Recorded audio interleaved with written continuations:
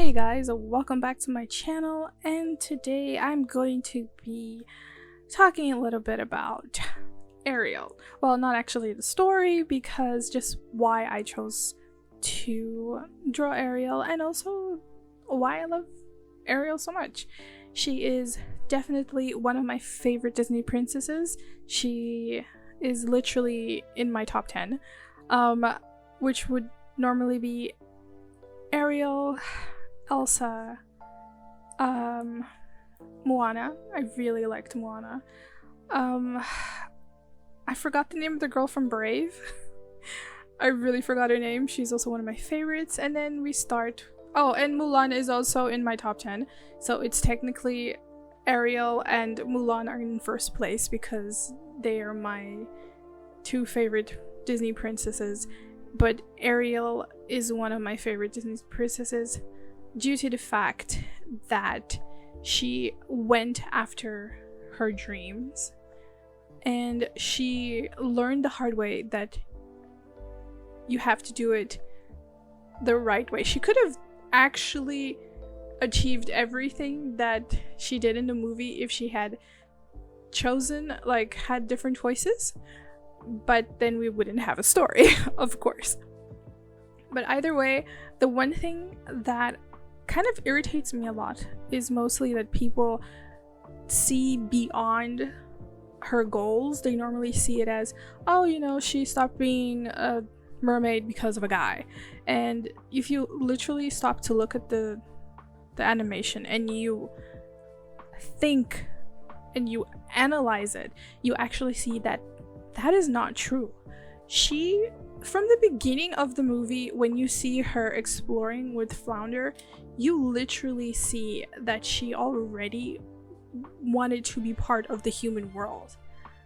Like, Prince Eric was literally just a benefit of being in the human world for her, because she ended up marrying him, so like she literally gets to stay in the human world that she so much desired to be part of. And people forget that part and just put in, oh no, she's just like other Disney princesses who has like a dude there and whatever. And Ariel, for me, ever since I watched it, was never because of that. It was mostly because this is what I want, this is what I want for my life, I am going for it. And even though she took the wrong way, even though she did go to Ursula, but we wouldn't have a story if she didn't go to Ursula. And let's not talk about Ursula, because I really want to know Ursula's backstory. I really hope Disney one day decides to do a backstory into Ursula. I want to know everything about her, because she is like the toppest evil villain, and I just simply love her villainous. She is one badass woman, and I actually would like it if a lot of people would see Ariel as that. Okay, yeah, she married a guy she didn't really even know, like, his character and if he had values and all of that part. Okay, yeah, okay, you know, if you think about it that way, it's really bad. But if you literally go back a little and you think about in another perspective, she won the lottery. And I'm not saying like, oh my god, she won the lottery because she married a prince, because she was already a princess. It was mostly, oh my god, wait, yeah, she was already a princess and Eric was a prince, so technically she still married on her. Oh my god, that is so cool. I just stopped to think about that right now. I'm just analyzing that in my head right now. That's a whole other craziness. But going back, there is all of that, but if you take the part of Eric out and you stop to think of the scene where she goes back to her cave of treasures, she has been collecting items and talking to Scuttle. She has been collecting items and talking to Scuttle for years. years. Like, the movie literally presents Eric in a few minutes to us, like, here he is. She fell in love with him. She thought he was like the most hottest guy she's ever seen, and what, you know? But she already had a love for the human world before she met Eric. So if you pile all of that up, he was just a benefit for her. It was just like a little, you could say Eric was the push she needed to get a bit of courage to literally 100% chase after what she wanted. She could have done it in a different way, because even though Trident really hated humans, and there was another movie, if I'm not mistaken, was it a movie or an animation? I don't remember, that they literally tell us what happened to Ariel's mother, and we can understand. But he loved his daughter, and any parent would be like, okay, you want to do something stupid, I'm gonna let you do something stupid, and then you're gonna cry back. So if you think about it that way, imagine if she had just waited a while and let her dad understand that, and then everything would happen. And please, let's not go into the age thing here with me, because Ariel was, I know she was like 16 if I'm not mistaken, but yeah, she was 16. And if you put it in a historical context or whatever, modern day, super wrong. It was still super wrong, but in a historical context, that's technically mostly the age normal, like, girls would get married, because there was this whole thing about if you marry before, like, after you're 20, you were considered old back then. I just found that so wrong when I discovered that one day. So you literally stop to see these little details of the story, and people literally just take out the rest of the context, which was she already wanted all of this. Eric was just the push she needed, because even if Eric didn't exist, there would come a day that she would simply, I'm gonna do this, I don't care anymore, I'm gonna do this. And I bet you she would find a way, and if it wasn't Eric, she would find a way, and I bet you she would still land up on Ursula's footsteps. No, Ursula's doorstep, for some reason, if it wasn't Eric. That is my take on this. And that whole evaluation that I did, and this was like me at a very young age, and the whole evaluation that I did even afterwards and until today, Ariel is still one of my favorite Disney characters, Disney princesses, simply because of that. Tiana is also in this list for the fact that she's also very on point and she knows what she wants. And I literally, I've noticed that my favorites, they normally have this is my goal, this is what I want, like very empowering things. So not all Disney princesses are like considered weak because they had a guy who had to go save him or had to go save her or whatever. There is other opportunities, and there are plot holes that people just pretend they don't see. And that is why I decided to do Ariel, because she represents all of this for me. And the first book I ever read and learned how to read was The Little Mermaid. I would sit and read all of the scenes. I would read my book, and it was very colorful, and it had the scenes from the movie in the book.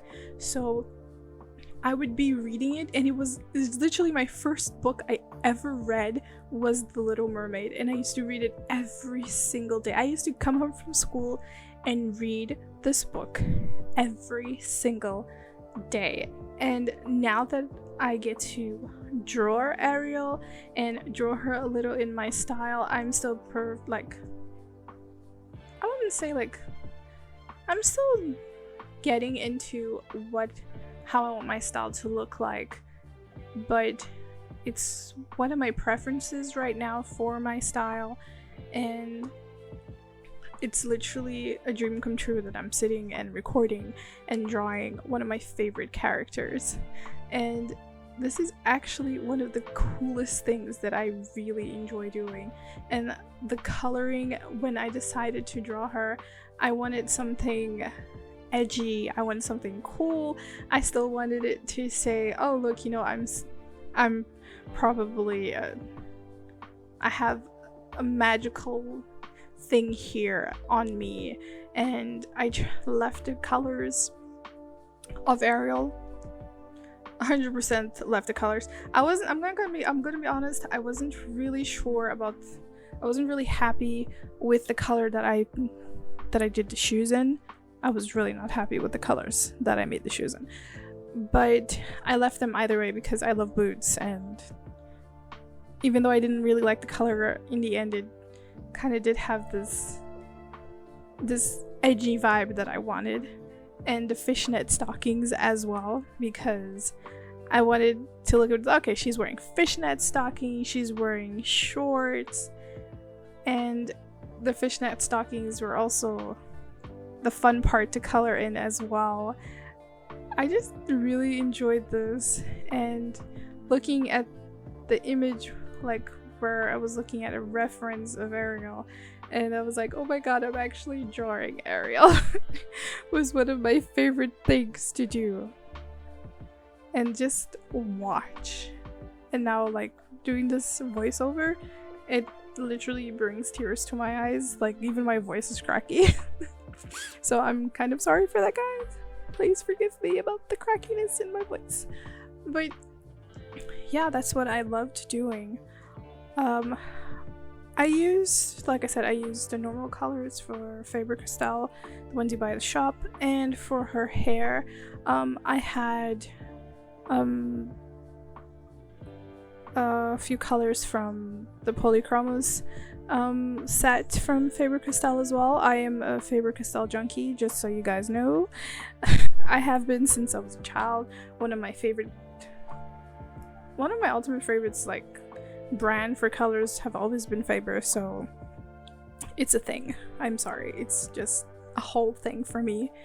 I actually do want to try other marks as well, so hopefully one day I'm going to be coloring with other things as well, because I wanted to try Prismacolor, but Prismacolor here in Real is I'm not gonna say a bit, it's like way too expensive right now, but I know I will achieve my dreams, and one day I'm going to bring a Prismacolor drawing for you guys, and I actually really hope that is very, very soon. But yeah, I used my Polychromos red. I used 3 reds. Deep red, I think Celerium, and I don't remember the other color of red I used right now, but I think I said one of the colors wrong. But I used 3 reds for this drawing, and one of my favorite parts of drawing hair is always adding in the details because it just pops, it just makes the hair pop. And I think the weird thing is I normally color the skin first, and I realized that I colored her skin last.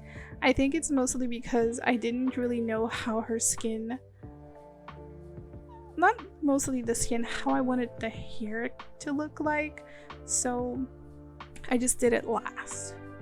And it still turned out okay, I guess. Like, she still looked like Ariel. I was planning on making Ariel look more like Haley, her name? Haley Bailey, who is going to portray Ariel in the live action, which, Lord, it's taking too long. I really want to watch this live action. But I just decided to go with the more classical Ariel that we know, just because I felt like it. So probably in the near future I will be doing Hailey Bailey one. And guys, this is getting to the end of the video. I really hope you guys enjoyed this. Please don't forget to like this video, comment, subscribe, share, and I hope to see you guys in the next video. Have a great weekend or day or evening, whatever you guys are doing right now, and I'll see you guys on the next video. Have a great time, guys. Bye bye.